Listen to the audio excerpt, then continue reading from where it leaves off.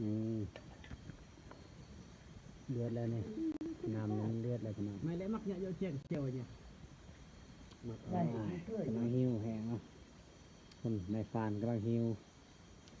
มากๆนี่กำลังเฮ็ดแจวเนาะแจวก็มีครบสุดพักยังครบสุดเลยนี่มักนอกมักนาวนี่พี่น้องครบสุด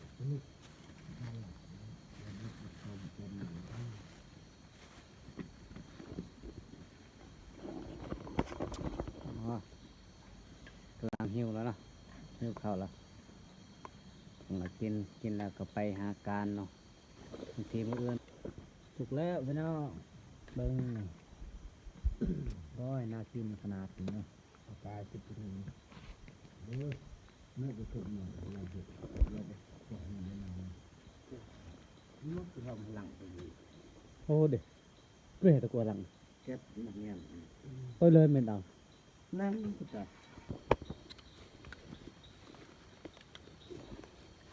จำเชียวย่ำ ยังได้แซ่บบ่อาหารแซ่บเนาะ แซ่บ นั่นเอง นี่ผักตับก็มีตรง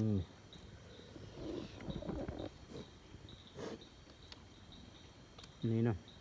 คม ใบตัวนี้คักเอลิคือบีมันคือบีอันบีงัว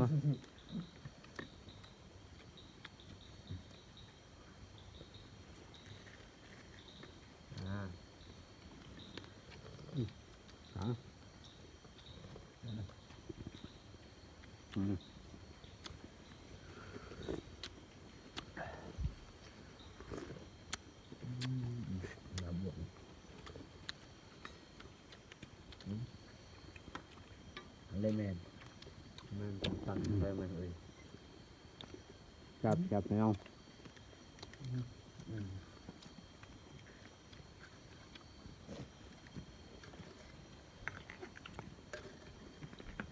ช่างให้ได้สูตรกันปะนะโจ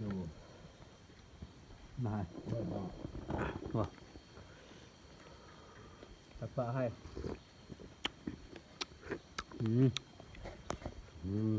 ปลาแบบนี้เนี่ยcái treo chầm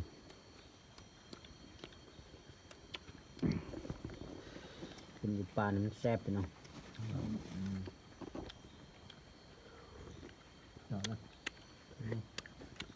đây một tội nó này đi càng là hút bằng thương ngộ thôi cả là nó được nhiều con còi nhiều tám hai anh nhỉ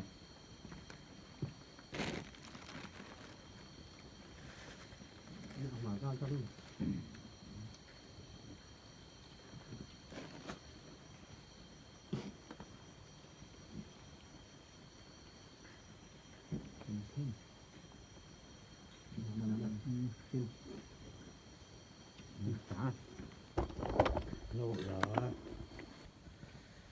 บรรยากาศกินข้าวเสร็จมาเรียบร้อยแล้วเนาะพี่น้องเนาะ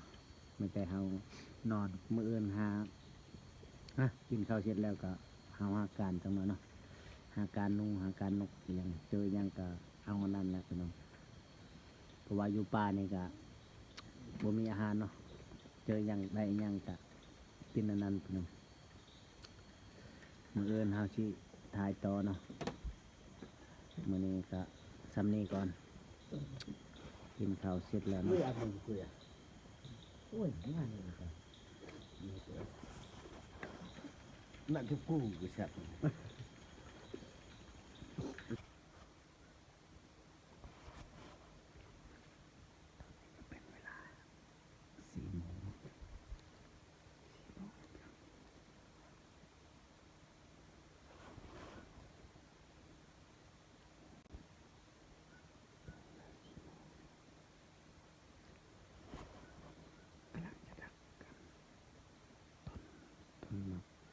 ต้นขยันนี่ก็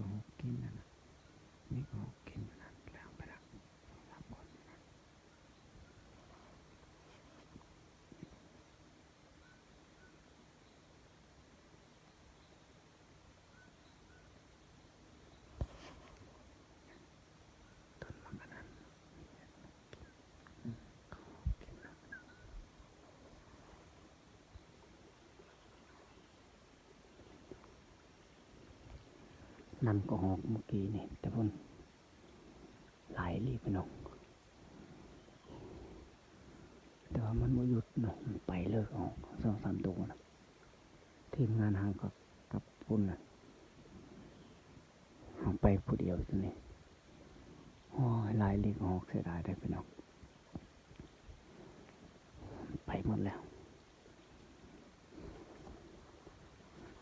ตอนนี้ก็เศร้าแล้วเนาะเศร้ามือใหม่แล้วไปน้องหานำก็หอกหลายรีบออกเจอเมื่อกี้นี่ทีมงานเฮาเมื่อแล้วพี่น้องอยากเฮาผู้เดียวเนาะไปเมื่อนำกันเนาะตามหลังพวกมันโอ้ยบ่ฮู้ว่าพวกเขาสิได้หรือบ่นะก็ได้ยินเขาเสียงเขายิง2-3 ลูกมันปุ้มปุ้มบ่ฮู้ว่าสิมานหรือบ่เนาะไป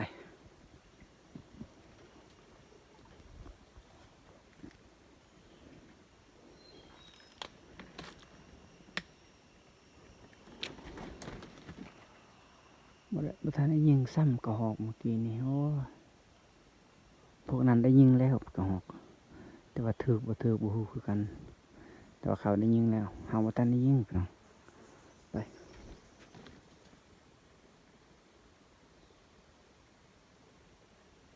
หลายลีกระหอกเมื่อกี้นี่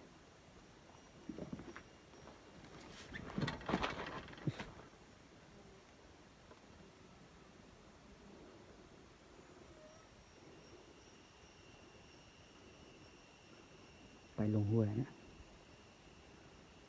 หมูป่าก็บ่เห็นหอยหมูป่าเนี่ยบ่เห็นแต่หอยมันจากหมูป่าไปทางไหนเบิด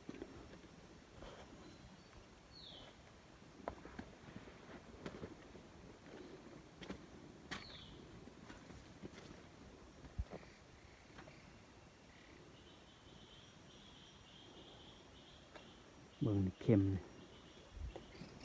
จักเข็มผู้ใดพี่น้อง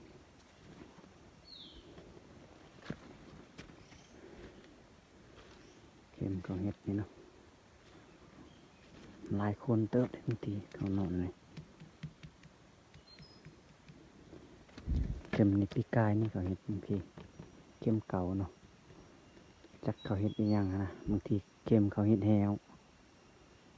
หมูป่าเนาะ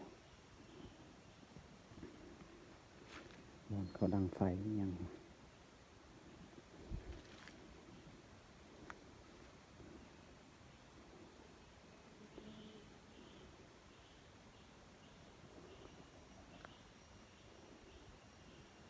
ประมาณ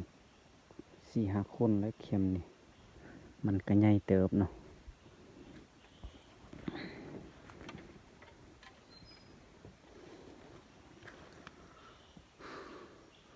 บ่ฮู้ว่าพวกนายฟ้านมันสิได้หรือบ่เนาะแต่ว่าเฮาบ่ได้ยอมเฮานำไปแล้วทั้งพุ่นนะบ่ทัน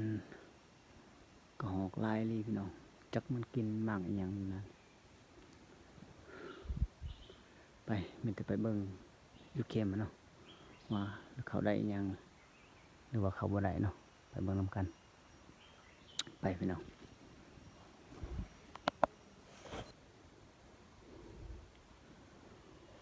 มากันนี่ก็ยังบ่ทันได้สุกเนาะ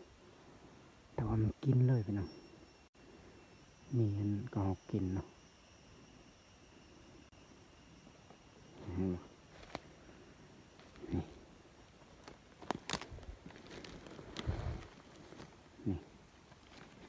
นี่มันกินเนาะ